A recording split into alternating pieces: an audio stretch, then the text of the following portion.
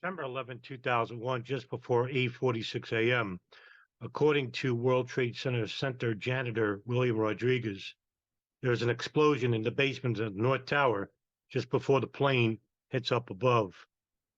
Rodriguez has worked at the World Trade Center for over 20 years, including the time of the 1993 World Trade Center bombing, and is responsible for cleaning 3 stairwells in the North Tower. He is talking to his supervisor in an office in the B1 level in the basement when he says that he heard this massive explosion below on level B2 or 3. He also stated, "The floor vibrated. We were all thrown upwards. Then everyone in the office started screaming. Then, seconds later, there was another explosion way above, which made the building sway from side to side. And this, we later discovered, was the first plane hitting the North Tower on the 90th floor. A man then runs into the office shouting, 'Explosion! Explosion!' The man, Felipe David, had been standing in front of a nearby lift when a fireball had burst from the lift shaft, severely burning him.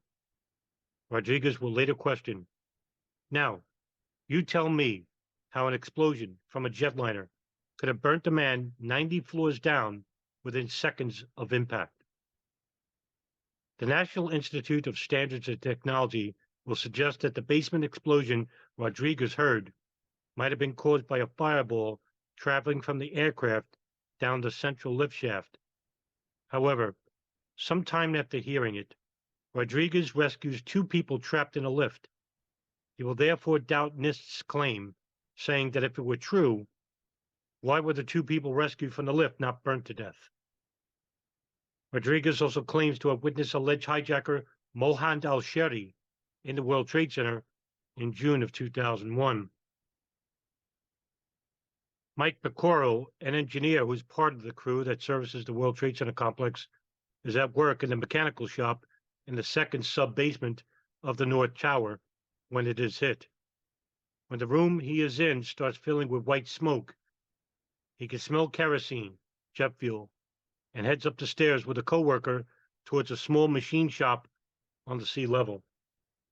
Yet, he would claim there was nothing there but rubble. We're talking about a 50-ton hydraulic press gone. He then heads for the parking garage, yet finds that there were no walls.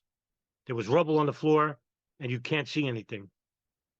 He ascends to the B level, where he sees a 300-pound steel and concrete fire door lying on the floor, wrinkled up like a piece of aluminum foil.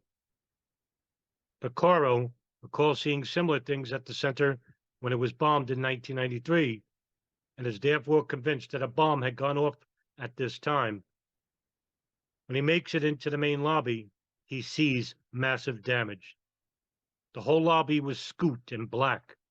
Elevator doors were missing. The marble was missing off some of the walls.